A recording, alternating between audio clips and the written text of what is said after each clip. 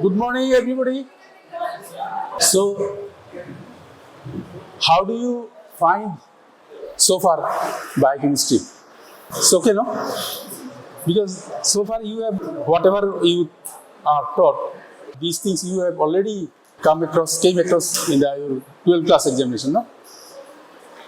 So, let's see next topic, transport across cell membrane. We have cell membrane, cytosol, cytoplasm, and organelles of the cell. Consider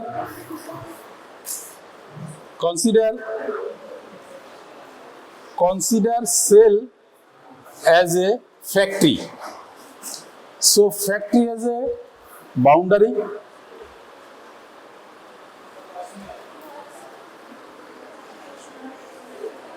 Hello. Factory has a boundary, that is cell membrane, and in between the boundaries there are gateways through which there is persons or required materials can enter to the factory. Factory has a powerhouse, cell has a mitochondria as powerhouse. Factory has a production unit, cell has a production unit, ribosome,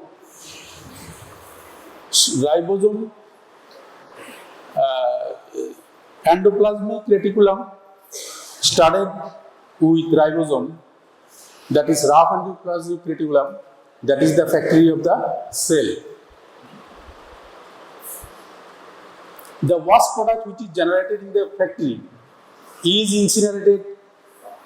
There is an incineration unit in the factory. The cell has an incinerator lysosome. So everything cell has like that of a factory. Now, to keep the factory run live, its materials has to be supplied. In cell also, to keep the cell alive, to keep the organism alive, materials are required. Different molecules are needed to be entered in the cell. As because there are gates and cell membrane does not permit everything to enter, there is a checking system in the cell membrane. So, that is the thing we will discuss today, transport across cell membrane. How things enter in the cell.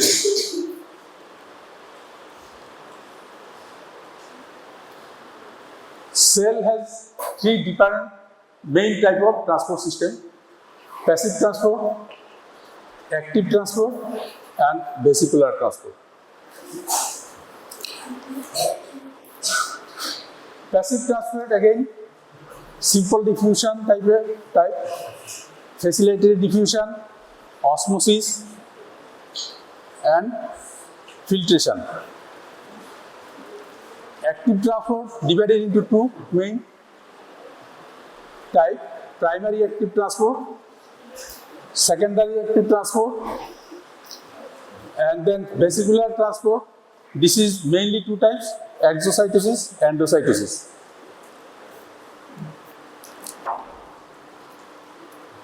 Now, coming to the passive transport, this is a transport that occurs down the concentration gradient. The substance move across the cell membrane from the area of higher concentration to the area of lower concentration. It doesn't require energy. So, characteristics of passive transport is molecule passes from the higher concentration to lower concentration area. Energy is not required. Carrier protein is not required. Now, there are two mechanisms involved in passive transport. In simple diffusion, there are two mechanisms. Some molecules are there which are lipid soluble. They can pass through the cell membrane directly. Here, example is oxygen, carbon dioxide, fatty acids, urea. They can cross the lipid bilayer membrane without any helper protein. So directly they pass from the higher concentration to the lower concentration area.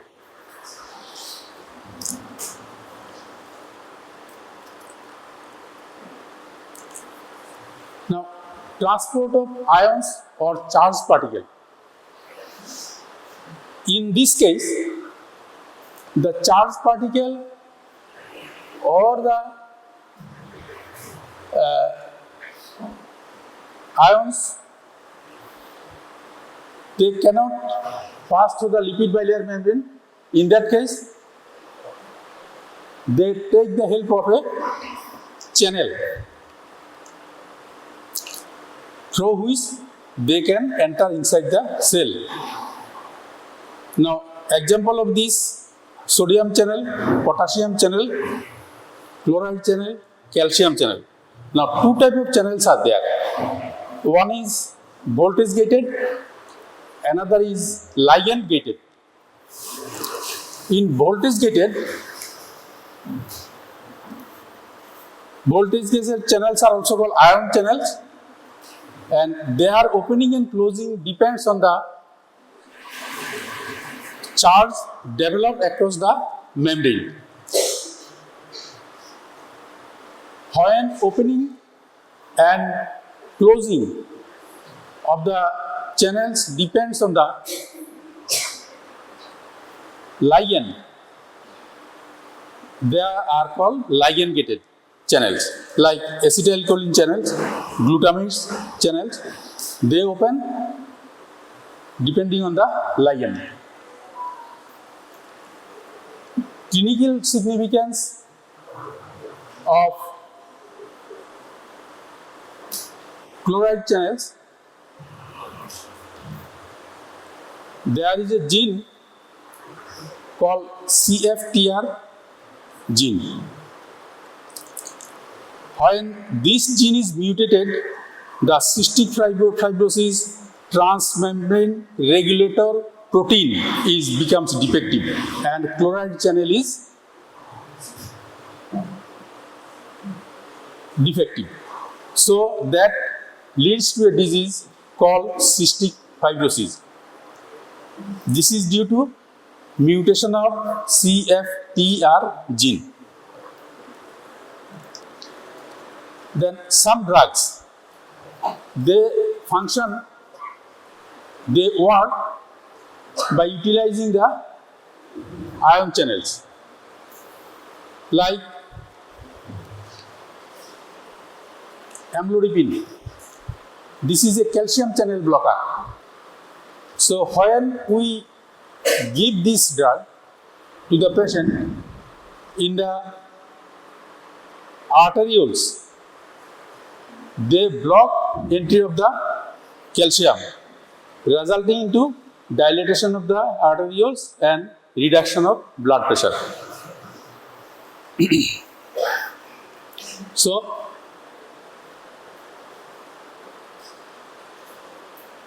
in simple diffusion,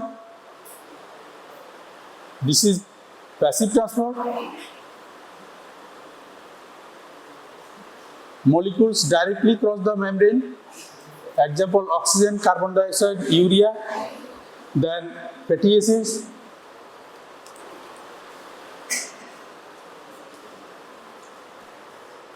Two mechanisms are involved here. One is voltage gated, another is ligand gated channel. Voltage gated channels are opened when there is a differential charge gradient across the membrane. Ligand-gated channels are open when the specific ligand binds to the channel. Example, for the ion channels, these are sodium channel, calcium channel, chloride channel, potassium channel.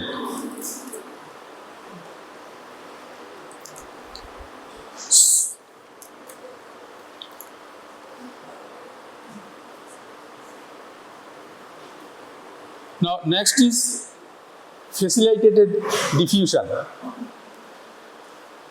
This is also a passive transport. Here some degree of some carrier protein is required.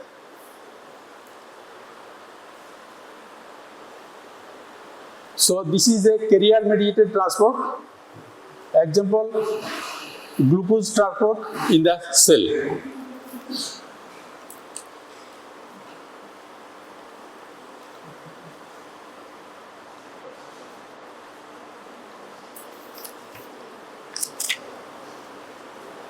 Diffusion occurs down the concentration gradient. Energy is not required.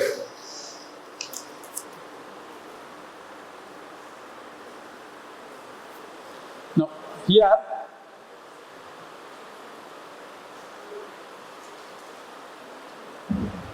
the mechanism whose function is called ping pong mechanism. The facilitating protein that remains in Pong state. This is the Pong state. That means it is open outside the cell. It remains open outside the cell in a state of receiving the specific molecule. So,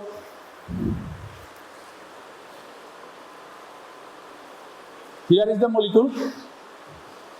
When it binds to its site, anything cannot bind. The molecule which having the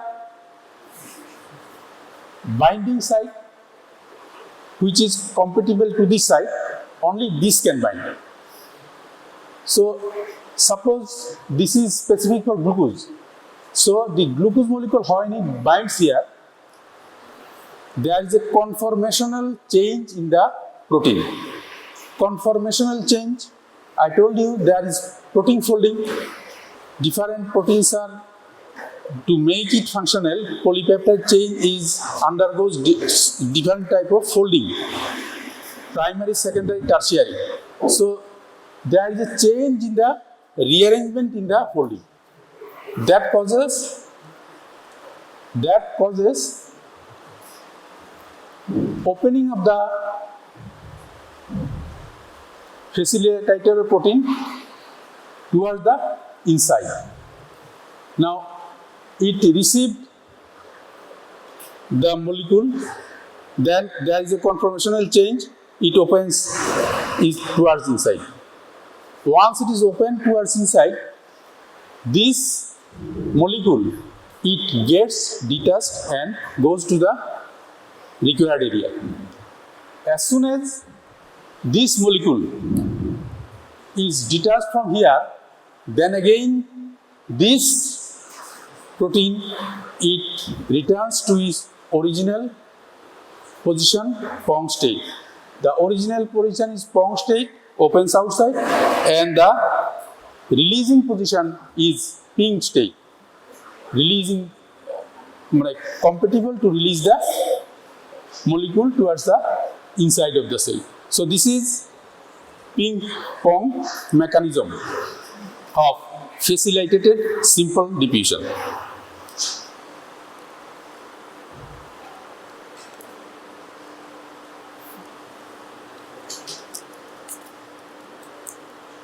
Example is glucose transporter in the adipose tissue, muscle, skeletal muscle and adipose tissue. Now, what happens during transport if single molecule, similar type of molecule is transported? This is called uniport. One molecule is transported, only one molecule is transported, this is called uniport. And when one molecule is coming, another is going out, this is called antiport. Now just remember, symport and antiport, uniport and antiport. This is also there in the active transport. But difference is that in active transport, molecule passes against the concentration gradient and requires energy. Here, no energy is required. So, uniport, I told, example is uniport. One example is absorption of fructose from intestinal cell, then transport of glucose in adipose tissue and skeletal muscle. These are the example of uniport. Antiport, chloride bicarbonate exchanger, which is present in the stomach, responsible for secretion of hydrochloric acid in the stomach. Then chloride bicarbonate exchanger present in the RBC, responsible for chloride shift. These two are examples of antiport.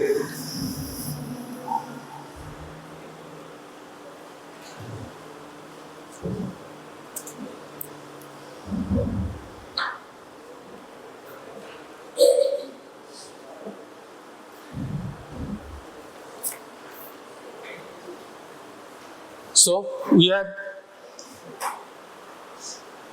two types of simple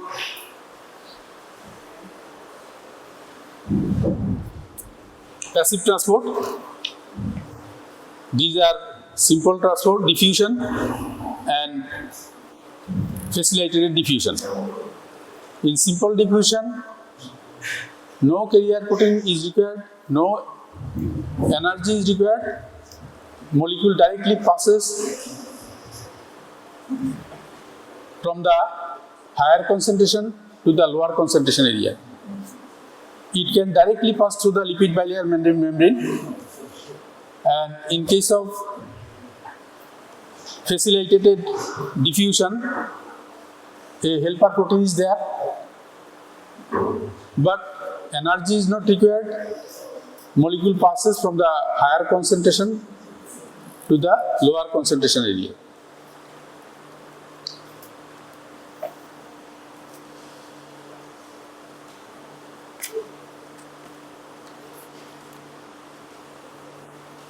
In case of facilitated diffusion, there exists a mechanism called ping pong mechanism, where the carrier protein remains as pong state towards outside of the cell and remains in a position to receive the molecule.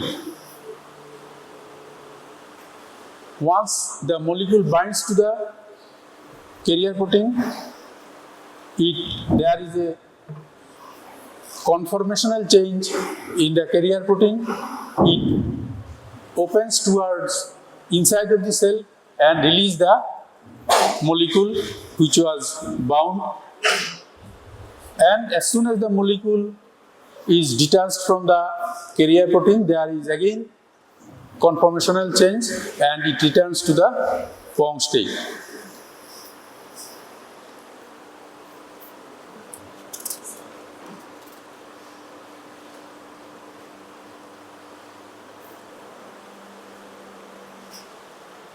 Next is osmosis.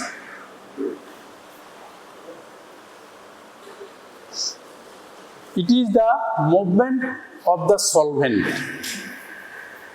towards the higher concentration of solutes. Osmosis is simply defined as the movement of solvent molecule across a semi-permeable membrane, and here the solvent is basically water. Hence, osmosis can be defined as movement of water molecule across cell membrane or plasma membrane from higher concentration to lower concentration of water. Now here, this is the semi-permeable membrane, this is the solute showing higher concentration. The blue dots are water, these are the waters. Now, in case of osmosis, the fluid, the solvent, it moves through the semi-permeable membrane towards the solute having higher concentration.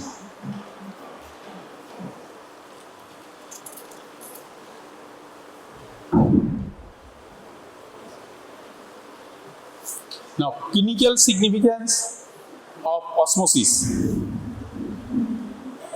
is number 1, 0.9% saline infusion in the body. 0.9% saline is a isotonic solution. That means it has a similar type of osmolarity with that of the cell. So when we infuse, suppose diarrhea, there is enough fluid loss from the body, so we will give 0.9% saline. Here what happens, as because this is a isotonic saline, when it is infused in the vein, it comes directly in contact with the RBCs and other cells. As it is isotonic, there will not be any problem of the cells and it can be safely infused. That's why to keep the cell intact, 0.9% sodium chloride solution, that is saline, is infused. Second, hypotonic saline, 0.3% saline solution. We have a disease called spherocytosis. RBC, it is a bit flat type. It is not round, means like a ball. It is not that like a ball, it is flat. So, in case of a test called RBC fragility test, where we suspect there is a spherocytosis, there is anemia called spherocytosis, then what we do, we put the RBC in 0.3% saline. So this is a hypotonic saline. As soon as we put, the RBC breaks down because those RBCs in spherocytosis are spherical. They cannot accommodate water, more water inside it, and it gets lysed. Because 0.3% saline is a hypotonic saline, the water from the saline enters inside the RBC, and as soon as it starts entering, the cell gets lysed. So when we see that there is lysis of the RBC within a given time, we come into conclusion that this blood is from a patient having congenital spherocytosis. In case of normal RBC, what happens? When you put in the hypotonic solution, the water enters in the RBC, it gets started swelling. It swells for which more time is required. So spherocytosis, the RBC lysed, it breaks within a short period of time, but in normal case, it takes longer time. Here is the difference. If it breaks in a given period of time, it is spherocytosis. If it doesn't get lysed within a given period of time, then it is not spherocytosis. It is normal. Second is edema, collection of fluid in the interstitial space. What happens?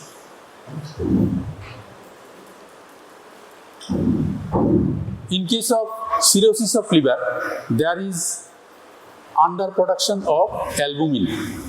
This molecule albumin, this is a protein. This is responsible for the oncotic pressure of the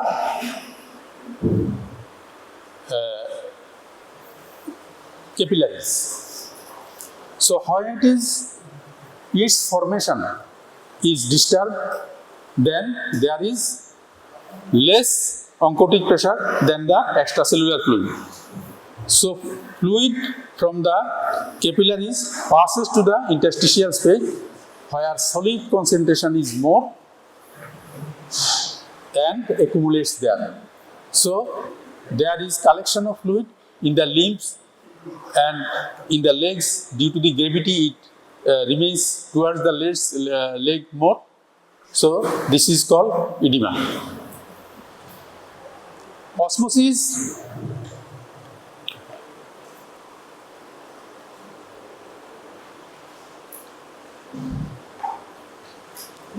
Another importance is when there is a head injury, we give hypertonic mannitol solution. Mannitol solution, when it is infused after the injury of the brain, there is swelling, extravasation of fluid in the brain matter. So what we do, we infuse 20% mannitol. So when we infuse 20% mannitol, the concentration of mannitol is there in the capillary, but there is in brain matter there is no mannitol. Due to this difference, the water fluid from the brain matter, it gets moved towards the capillaries. Osmosis of fluid occurs from the brain matter to the capillary. So there is reduction in the edema of the brain. Understood now? What is the thing happen?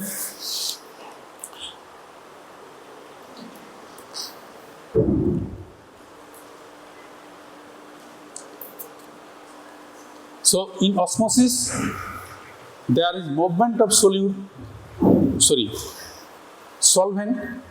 towards the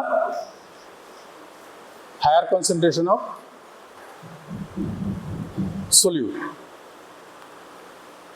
Osmotic fragility, when hypotonic saline is given, when RBC is added to the hypotonic saline,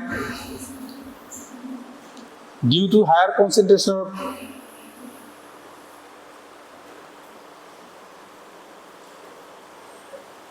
molecules inside the RBC, the water passes. Molecules means here sodium. Water passes from the solution to the RBC, inside the RBC, and there is breakdown of RBC. So it happens within a short period of time, within a given period of time, and if it is normal, it will not lies within that given period of time. It may lies and it will take time beyond the given time. In edema, what happens? There is less formation of albumin, there is less oncotic pressure in the capillaries. Due to less oncotic pressure, the water, there is osmosis of water from the capillary towards the extracellular fluid and it accumulates there. So it causes edema. Head injury, we give 20% mannitol infusion so that there is increased mannitol concentration in the capillaries inside the brain, and the water which caused the edema of the brain cell, brain matter, that will pass, that will be, there will be osmosis of that fluid towards the inside the capillary. So the edema of the brain will come down. Next is filtration. Filtration is, it depends on mechanical pressure gradient. Mechanical pressure gradient. Across the membrane, where high pressure is generated, fluid along with solute, it passes to the low pressure area. So here in the body, pressure is generated by the cardiac output. Continuously our blood is pumped out by the heart. The amount of blood what is pumped out in a given contraction is the cardiac output. More the cardiac output, more the pressure inside the arterioles. So it is, pressure gradient is generated by cardiac output, vascular tone, the vessels, tone of the vessels. It will also contribute to the generation of high pressure gradient. Then gravity. Gravity also, it will contribute to the higher, to generate pressure gradient. Now, clinical significance is in the glomerular membrane. In one side, there is pressure gradient is high, and the plasma, it passes towards the tubules. Again, the necessary required molecules are absorbed, and rest will come out as urine. So this filtration mechanism is responsible for formation of urine. Then pressure gradient, this filtration is responsible for capillary flow and transport of nutrition. Now coming to next,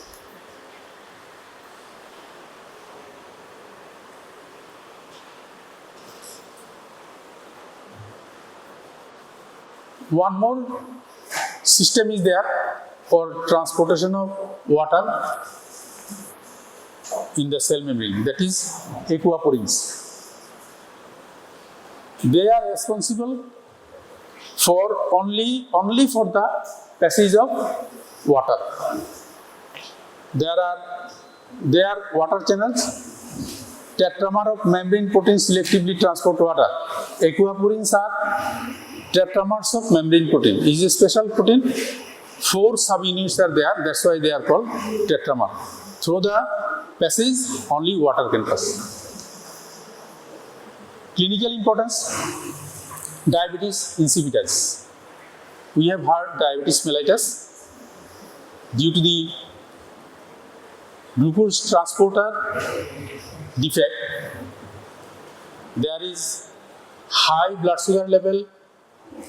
Blood sugar present in the blood cannot enter the adipose tissue, cannot enter the skeletal muscle, so it is not utilized, causing high blood sugar level.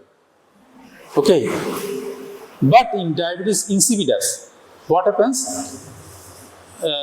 When there is a high blood sugar, it passes to the urine due to the increased osmolarity. The urine, water in the urine, it cannot get reabsorbed. So there is a large amount of urine, and patient complain of polyuria, increased frequency of urine, large amount of urine they will pass. Okay, so in diabetes insipidus also, there is patient is complaining of passing of large amount of urine. The difference is that urine contains sugar, which increases the osmolarity of the urine, and that's why the extra water cannot be reabsorbed by the distal convoluted tube, and a large body of urine passed by the patient. Now, in case of diabetes insipidus, it is because of the defect in the aquaporins that the water from the convoluted tubes, distal convoluted tubes, collecting ducts, they cannot get reabsorbed in the system. It cannot reabsorb in the cell, and it is passed along with the urine, causing large volume of urine.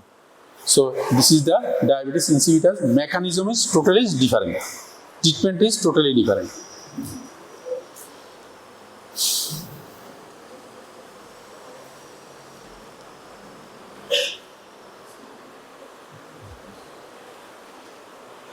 Here are some diseases due to channel defect.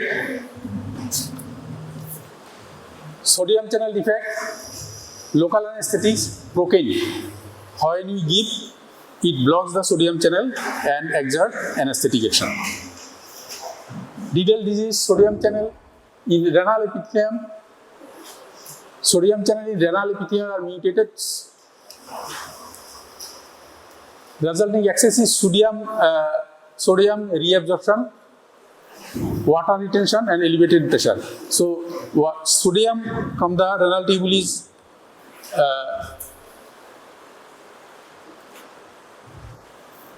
it cannot excrete the excess sodium. So, there is retention of sodium. Once sodium retention is there, water also will be there. For water retention will be there, so there will be large volume of blood, and hypertension will be there. Blood pressure increase will be there. Long QT syndrome, there is potassium channel mutation causing prolonged QT interval in the ECG. Now,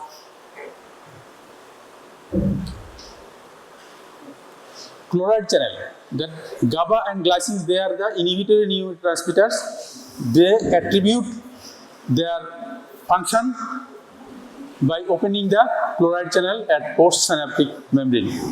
Cystic fibrosis, this is due to the mutation in the CFTR gene responsible for cystic fibrosis transmembrane regulator protein. So, in that case, in this disease, there is a thick respiratory mucus. Thick mucus will be there in respiratory tract and pancreas. Excitation of retinal rods by photon is by closing of cation specific channels resulting in hyperpolarization of the rod cell membrane. This light induced hyperpolarization is the major event in visual excitation. So these are the some importance of defect in channels. Coming to the active channel, active transport is defined as a process that involves the movement of molecule from region of lower concentration to region of higher concentration by using external energy. Energy is mainly obtained by the breakdown or hydrolysis of the ATP. It is of two types, primary and secondary. So here 3 points are very important. This has to be remembered. It is against concentration gradient. From the lower concentration area, the molecule will go to the higher concentration area. Now, in a given room, so many people are there. There is no space other people to or any other person to come inside. So if we need to enter him in the ward, we have to give a pressure, push him and let him go inside the room. So that is the thing happening. From lower concentration area, with the help of energy, with the help of carrier protein, the molecule is sent towards the higher concentration area. So this is a carrier mediated process.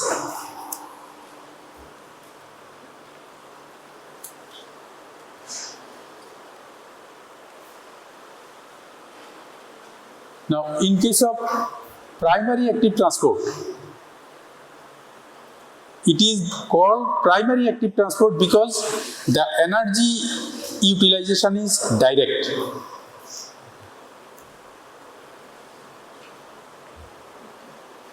Here,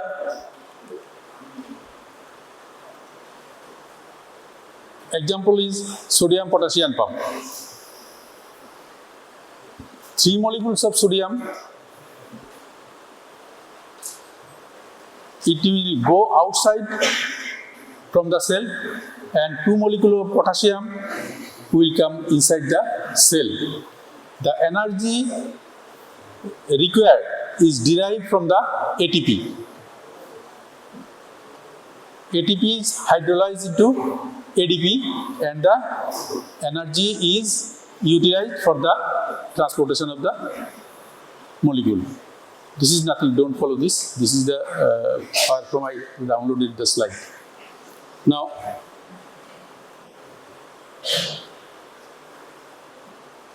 here, this is a binding site for the sodium. Now, 3 molecules of sodium, it will bind here, 3 molecules, and 3 molecule has to bind there. In place of 3 molecule, if it is 2 molecule, then the protein will not work. So, 3 molecules of sodium will bind here. As soon as sodium is bound to the place, the ATP will come and it will bind here. Here is a place for binding of the ATP site, ATP binding site. So here ATP will bind, and after binding, it will get hydrolyzed into ADP and phosphorus. The phosphorus will remain attached there, and ADP will move to the cytosol. Cytoplasm. Then, as soon as there is release of energy, that will cause conformational change of the protein, and it will open towards outside. And when it is open towards outside, the sodium will be released, and 2 molecules of potassium they will bind here. With the binding of the molecule potassium, this phosphate is released from here. Once this phosphate is released from here, there is again the protein will again return to its original conformational chain, and it will open towards inside, and the phosphate will be potassium will be released. So this is the mechanism how the things happens. Now, example of primary active transport is sodium potassium ATPase, calcium ATPase, potassium hydrogen ATPase.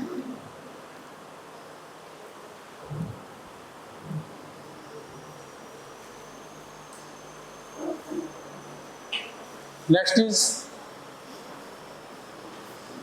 secondary active transport. These are three types.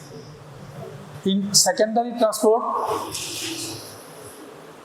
energy is used from the electrochemical gradient that is generated by the active transport. Three types: uniport, single molecule is passed; symport, sorry here spelling mistake there, symport or co-transport. The two molecules pass in the same direction. Antiport, one molecule is passed in one direction, the other molecule passes to the opposite direction. Now, uniport example is glucose transporter.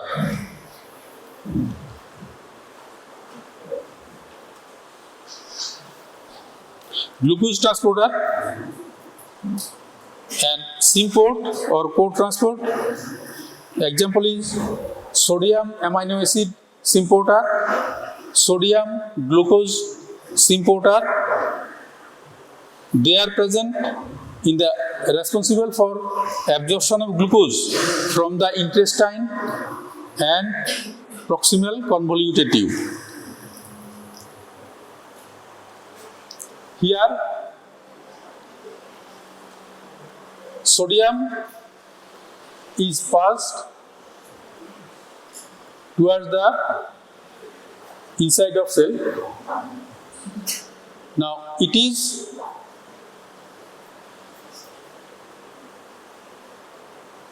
towards the concentration gradient where there is a lower concentration gradient. So, energy from this movement is utilized by this part of the protein for transportation of glucose from outside to the inside. So, this one movement, energy released by the one movement is utilized in the same protein for the movement of the second molecule. In antiport, movement of energy released by the movement of one molecule is utilized for movement of other molecule towards opposite side.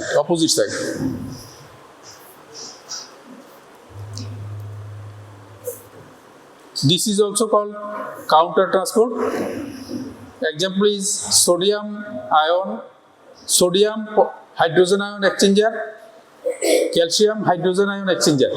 This type of carrier proteins are called exchanger because there is an exchange, one comes in, one goes out. So there will be always exchanger. This word will be there. Now, example of sodium hydrogen exchanger is renal tubule cell responsible for acid-base balance. Defect in this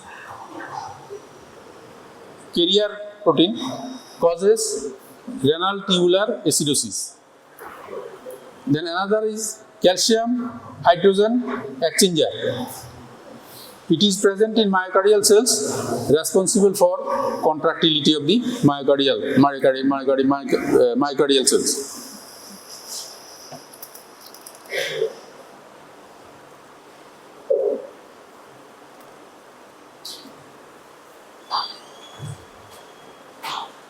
So, in secondary active transport, we have three types: unipore, sympore, and antipore. Unipore movement will be one molecule. In sympore, there is movement of two molecules towards same side, and antipore, there will be movement of molecules in opposite direction. Example of unipore is glucose transporter, sympore sodium glucose transporter, sodium amino acid transporter. Then antipore example is sodium hydrogen ion exchanger, calcium hydrogen ion exchanger. Now, if you remember, in case of facilitated diffusion also, I told there is unipore and antipore. So there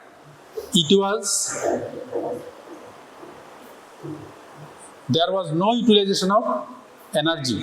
Here there is utilization of energy. There it was towards the concentration gradient. Here it is against the concentration gradient. So there should not be any confusion. Okay.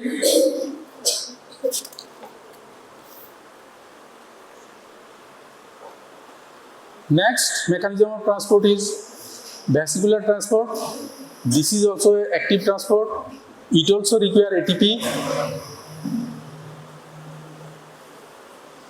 It is responsible for transportation of macromolecules across the plasma membrane. Vesicle, when transport molecules from the cell towards the extracellular side, it is called exostosis, and when from extracellular towards the cell, it is called endocytosis. Exocytosis and endocytosis. Endocytosis again, pinocytosis, receptor-mediated endocytosis, phagocytosis. Three types are there. This is exocytosis. When a signal is received, from the cell, from the other part of the cell, organism, the vesicle, it starts moving towards the periphery, towards the plasma membrane. Now this is the material which will be released outside. Now this will move towards the plasma membrane. How the movement caused? It is caused by the tubules. Cytoskeleton system, we told that there are tubules, microtubules are there. So they will pull there. They will cause movement. Now vesicle will come in contact with the plasma membrane. This vesicle has this layer of the membrane of vesicle is a cytosol, remains in the cytosolic part, and it is the inside part. So this outside membrane portion, it fuses this cytoplasmic part is fused with the cytoplasmic part of the membrane. Okay, here see, cytoplasmic outer membrane is fused with inner membrane of the plasma membrane. Understood? No confusion. And this inner membrane of the vesicle, it fuses with the extracellular part of the membrane.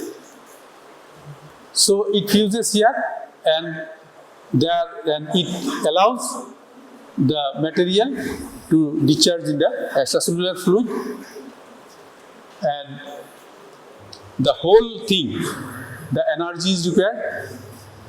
It gets energy from the ATP. Example is release of insulin from beta cells of the islets of Langerhans. So from the beta cell, when there is after taking, when the signal blood sugar it goes up, there is signal to release the insulin. Then the vesicle contained insulin is released by this mechanism, by exocytosis.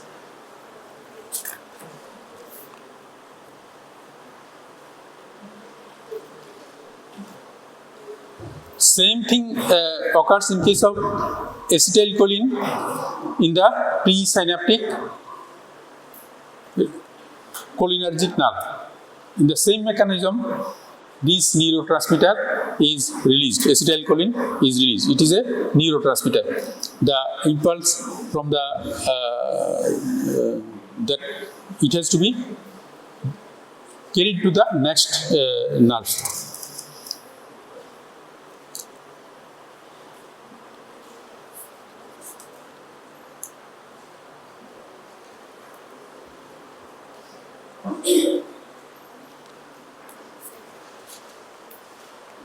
Now, endocytosis, it is mechanism by which cell internalize extracellular macromolecules to form an endocystic vesicle. Here also ATP and calcium ion is required for the purpose. Three types are there: pinocytosis, receptor mediated, and phagocytosis. This is pinocytosis. Here, the extracellular fluid containing the required material will be taken inside and a vesicle will be generated and carried to the required place.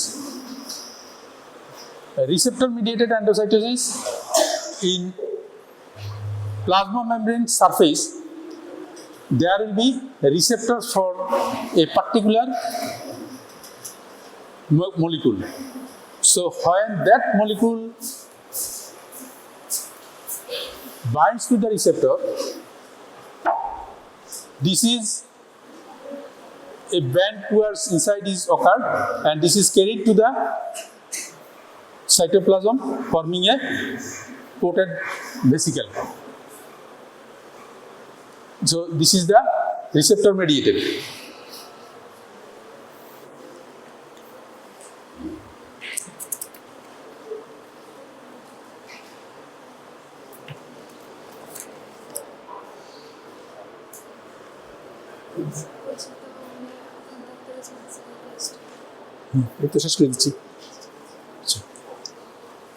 Next is phagocytosis. It occurs in macrophages and granular leukocytosis, leukocytes. What happens when it finds the organism or the molecule which has to be destroyed? A pseudopodia like projection is created in the cell membrane, and it joins here and phagosome is formed. The inside molecule is there, surrounded by the vesicular membrane. Now this is carried to the lysosome. There it will be hydrolyzed, or it will be if organism is there, that will be killed and destroyed. So by this way, different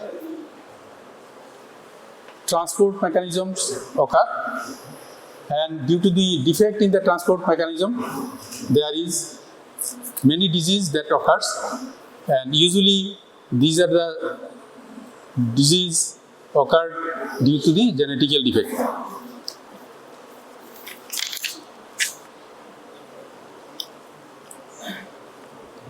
So here we will conclude transport of material through the plasma membrane.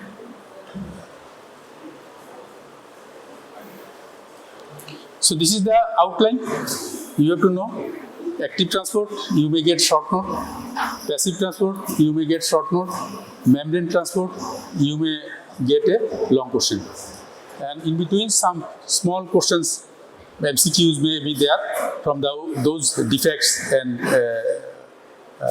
problems arising from the defect of the protein or channels. Okay? Thank you.